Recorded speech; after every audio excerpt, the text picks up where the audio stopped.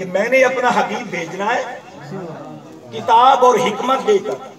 اگر تمہارا وہ زمانہ ہوا اپنی نبوت کو پیچھے چھوڑ دینا، میرے مصطفیٰ کا کلمہ پڑھنا. تمام انبیاء سے بات ہو گئی. یہ ذکر کرنا میلاد پاک کا یہ کس کی سنت ہے؟ اللہ تعالیٰ کی. میں نے کیا پڑھا؟ حدیث پڑھی ہے کہ قرآن پڑھا؟ میں نے قرآن کی آیت پڑھی ہے. کچی بلی بات نہیں کرنا، تمام تفسیریں اٹھا کر کے دیکھ لو. اور پھر جہاں تک میری یہ بات جا رہی ہے آپ لوگ ذمہ دار اس بات کو آگے ڈیلیور کر دیں. نبی کریم علیہ السلام کے جد امجد حضرت ابراہیم علیہ السلام 70,000 پیغمبر ان کی اولاد کے اندر. کتنا؟ 70,000 پیغمبر ابراہیم کی اولاد کے اندر علیہ السلام. ابراہیم نے اور اسماعیل ان دونوں نے مل کر کے بیت اللہ شریف بنایا، کعبہ بنایا. سبحان اللہ. دونوں نبی، باپ بھی نبی بیٹا بھی نبی. کعبہ بن گیا، بیت اللہ شریف کو انہوں نے تعمیر کنسٹرکٹ کر لیا. جب بنا چکے تو اب رب سے مزدوری مانگی. رب کائنات تیرا گھر بنایا ہے، مزدوری دے. باپ بیسن تھا اور بیٹا لیبر تھا. سبحان اللہ. باپ مستریوں کا کام کر رہا تھا اور بیٹا مزدوری کر رہا تھا. جس وقت گھر بنا چکے اب رب کائنات سے کیا مزدوری طلب کی کہ رب مزدوری دے. اب کیا مانگا؟ پیغمبروں کا باپ ہے، آبا پیغمبروں کا باپ ابراہیم علیہ السلام. 70,000 پیغمبروں کا باپ ابراہیم علیہ السلام. رب سے کیا مانگ رہا ہے؟ یہ نہیں کہا کہ یا اللہ ایک ملک کی بادشاہت دے دے، یا اللہ اتنا خزانہ دے دے، یا اللہ اتنی ملکیت دے دے. دنیا پیغمبر کی نظر میں مچھر سے بھی اس کی پر کی حقیقت کم ہوتی ہے. سبحان اللہ. پیغمبر کے سامنے یہ جو مچھر ہے نا، مچھر اس کا جو پر ہے پیغمبر کے سامنے اس دنیا کی اتنی حقیقت بھی نہیں. یہ حدیث کا مفہوم بیان کرتا ہے. پیغمبر کے سامنے یہ جو مچھر ہے نا، اس کا جو پر ہے پیغمبر کے سامنے اس دنیا کی اتنی حقیقت بھی نہیں ہے. اب ملک نہیں مانگے، بادشاہت طلب نہیں کی، زمین نہیں مانگی کہ میری اولاد کے اندر زمین جو ہے وہ الاٹ کر دینا تاکہ زمینیں ان سے کوئی نہ چھینے. وہاں کھڑے ہو کر ایک دعا کی، قرآن نے اسے محفوظ کیا. اب قرآن کریم نے ہم تک یہ بات پہنچائی، اللہ پاک کی زبان سے نکلا اور تمام حفاظ نے محفوظ کیا اپنے سینوں کے اندر. مفسرین نے تفسیروں کے اندر لکھا، مبلغین نے اپنی واعظوں کے اندر بیان کیا. قرآن کریم نے ہم سب تک یہ بات پہنچائی. رب فرماتا ربنا، اب ان دونوں نے کہا کہ اے ہمارے پروردگار، یہ جو مزدوری یہ مانگ رہے ہیں نا، وَبْعَثْ فِيهِمْ رَسُولًا، ان کی اندر ایک بڑی عظمت والا رسول بھیج. یہ جو رسولن نام کے اوپر 2 زبر ہیں نا تنوین کے، یہ تنوین تعظیمی ہے، عظمت والا رسول بھیج. ربنا وَبْعَثْ فِيهِمْ، اے اللہ ان کی اندر کون؟ جو مکہ کے باشندے ہوں گے، جو مکہ میں رہیں گے، ان کی اندر ایک رسول بھیج. اب یہ تو کہہ دیا کہ ان کی اندر ایک رسول بھیج ان کی اندر. اب سوائے اسماعیل علیہ السلام کے اور سوائے نبی پاک علیہ السلام کے مکہ کے اندر کوئی رسول آیا ہی نہیں. اسماعیل علیہ السلام رسول ہے جو کھڑے ہو کر خود دعا کر، اور اس کے بعد ان کی لڑی کے اندر آخری پیغمبر حضور محمد الرسول اللہ. مکہ کے اندر سوائے تاجدار کائنات کے علاوہ کوئی رسول آیا ہی نہیں. دنیا کے اندر تو مختلف علاقوں کے اندر رسول آتے تھے. یا اللہ ان کے اندر ایک رسول بھیج. کیا کرے؟ یتلو علیہم آیاتک، ان پر وہ تیری آیتیں تلاوت کرے. پہلی دعا تیرے پر، ان پر وہ تیری آیتیں تلاوت کرے. اب یہ جتنے حفاظ کرام ہیں، قراء کرام ہیں، مفسرین کرام ہیں، مبلغین ہیں، مجددین ہیں، محققین ہیں، سب سے پہلے جس وقت وہ قرآن کی یا حدیث کی تفسیر کرتے ہیں قرآن کی آیت لے کر کے آتے ہیں. یتلو علیہم آیاتک ویعلمہم الکتاب، اور پھر وہ رسول ان کو جو ہے نا علم دے کتاب کا، قرآن کا علم. والحکمت، فعل الخیرات، یعنی ان کی اندر نیکی کی بھیک دے، ان کو نیکی کا راستہ بتلائے، حلال کیا ہے حرام کیا ہے۔ یہ ساری باتیں رسول جب تک مصطفیٰ کی زبان سے نہ نکلے کہ یہ حلال ہے وہ چیز حلال ہو ہی نہیں سکتی، جب تک مصطفیٰ کی زبان سے نہ نکلے کہ یہ حرام ہے وہ چیز حرام ہو ہی نہیں سکتی۔ مصطفیٰ فرمائیں گے حلال ہے تو وہ حلال ہوگی، مصطفیٰ فرمائیں گے یہ حرام ہے تو وہ حرام ہو جائے۔ پورا قرآن پڑھ لو، پورا قرآن پڑھ لو، پورے قرآن کے اندر کہیں نہیں لکھا ہوا کہ گدھا حرام ہے، پورے قرآن میں کہیں نہیں لکھا ہوا۔ جب حضور مکہ میں تھے سارا جہان گدھا کھاتا تھا، جب حضور مدینے میں گئے لوگ گدھا کھاتے تھے۔ جس وقت یہ جنگ خیبر ہوئی، یہودیوں کے مسلمانوں نے گدھے پکڑے، ان کو ذبح کیا، دیگیں چڑھا دی۔ نبی پاک علیہ السلام خیمے کے اندر خوشبو آئی گوشت کی، حضور نے فرمایا کیا پکڑا ہے؟ عرض کی آقا ان کے دراز گوشت ہتھے چڑھ گئے، گوشت گدھے، ان کو ہم نے ذبح کر کے ان کا گوشت پکا رہے ہیں۔ اللہ کے رسول نے فرمایا ایسے یہ حرام ہے، صحابہ کو کہو کہ یہ دیگیں الٹ دیں، یہ گوشت بہا دیں، آج سے گدھا تمہارے پر حرام ہے۔ قرآن نے حرام نہیں کیا، مصطفیٰ نے حرام کیا۔ جس کو مصطفیٰ حلال کہہ دے وہ حلال ہے، جس کو حرام کہہ دے وہ حرام ہے۔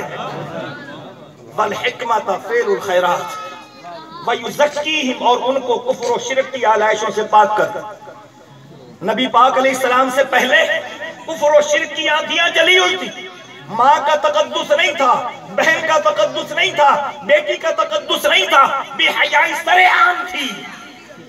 یہ سارے کا سارا حضور علیہ السلام کا کرم ہوا کہ ہم حیادار بن گئے۔ آقا کریم علیہ السلام نے فرمایا لم ازل انقلو من اصلاب الطیبین الى ارحام الطاہرات والمشرکون نجس، میں ابتدا سے آدم سے لے کر اپنے والد عبداللہ تک پاک اصلاب سے پاک ارحام میں منتقل ہوتا چلایا ہوں۔ میرے جتنا جد تھے، میرے جتنا بزرگ تھے، ان میں کوئی بھی زناکار نہیں تھا، میری جتنا مائیں تھی ان کے اندر کوئی بھی بد کردار عورت نہیں تھی۔ سبحان اللہ۔ لم ازل انقلو من اصلاب الطیبین الى ارحام الطاہرات والمشرکون نجس، جس وقت مکہ کے اندر ایسے عورتوں کو پکڑ لیا جاتا تھا، گھروں میں ڈال لیا جاتا تھا، خاندان نبوت، خاندان بنو ہاشم اس وقت بھی شرم و حیا کا پیکر تھا۔ سبحان اللہ، سبحان اللہ، خاندان بنو ہاشم میں کبھی بھی بے حیائی نہیں آئی۔ سبحان اللہ۔ نبی کریم علیہ السلام کے دادا کے والد قمر البطحا انہیں کہا جاتا ہے، حضرت ہاشم کے والد، اتنا خوبصورت، اور ہاں جس کے چہرے پر بھی نبی پاک علیہ السلام کا نور آیا، جس نے حضور علیہ السلام کی لڑی کے اندر آنا تھا اور وہ نور آگے حضرت عبداللہ تک آنا تھا، وہ دنیا کے اندر ممتاز ہوا کرتا تھا۔ حضرت ہاشم کے والد قمر البطحا، قمر کہتے ہیں چاند کو، بطحا کا چاند۔ اب آئے حضرت ہاشم، حضرت ہاشم اتنا خوبصورت تھے، جنگل کے اندر چلتے تھے تو جنگل کے درندے پرندے حضرت ہاشم کے پاس آ کر سر نبڑھا کر کے کھڑے ہو جاتے تھے۔ نعرہ تکبیر، نعرہ تحقیق، نعرہ حیدری، میلاد النبی، تھوڑی سی توجہ کریں گے نا یہ نعروں سے، تھوڑا سا، تاکہ میرا وقت جو بات کر رہا ہوں تھوڑی سی آگے تک چلی جائے۔ نبی پاک علیہ السلام کے یہ پردادا حضرت ہاشم یہ نکلے تجارت کے لیے، یثرب پہنچے۔ اب اس کو یثرب کہنا جائز نہیں ہے، گناہ، مدینہ المنورہ، اس وقت یہ یثرب تھا۔ وہاں گئے، دیکھا کہ ایک بندہ بیٹھا ہوا دکان پر سودا بیچ رہا ہے، بوڑھا آدمی ہے، اس کے پاس ایک لڑکی بیٹھی ہوئی ہے اور وہ اپنے ابا کا ہاتھ بٹا رہی ہے، لیکن شرم و حیا کی پیکر ہے، حسن و جمال میں یکتا ہے۔ حضرت ہاشم نے اس سے سودا لیا، بابے سے، بزرگ سے، لیکن دیکھا کہ وہ جو لڑکی ہے نا، اس نے آنکھ اٹھا کر کے آنے والے کو نہیں دیکھا، لیکن حضرت ہاشم نے پہلی نگاہ سے دیکھا نا تو سوچنے لگے اس بابے کو کہتا ہوں کہ یہ رشتہ مجھے دے دے۔ حضرت ہاشم حضور علیہ السلام کے پردادا، سودا لے لیا، کہا کہ بابا جی یہ آپ کی بیٹی ہے؟ انہوں نے کہا جی ہاں بیٹا یہ میری بیٹی ہے۔ تو پاس آپ کی بہن یا ماں تو تھی کوئی نہیں، حضرت ہاشم کی۔ تو دھیرے سے کہا کہ اگر آپ مجھے اپنا بیٹا بنا لیں تو آپ کی عنایت ہوگی۔ اب اس لڑکی نے نگاہ جو اٹھائی حضرت ہاشم کے چہرے پر پڑی، دل بھی دے بیٹھی، دماغ بھی دے بیٹھی، اور سوچنے لگی کہ ایسا حسن و جمال والا تو زندگی میں نہیں دیکھا۔ اتنا خوبصورت ہے حضرت ہاشم کہ میں بیان نہیں کر سکتا، میرے پاس الفاظ نہیں ہے، میرے پاس علم کم ہے جو میں مصطفیٰ کے خاندان کو پورا لے کر کے آؤں۔ آج سے 15 سال پہلے حضرت عبداللہ سے لے کر حضرت آدم تک، جہاں تک مصطفیٰ کا نور آیا، ایک ایک بندے کا مجھے نام یاد تھا۔ اب مجبوری ہے تھوڑا سا، اب دماغ کو اتنا کام نہیں کر رہا۔ حضور کی بکریاں کتنی تھی یہ بھی مجھے یاد تھا، حضور کے اونٹ کتنے تھے، نام کیا تھا یہ بھی یاد تھا، حضور کی شیردار اونٹنیاں کتنی تھی یہ بھی پتا تھا۔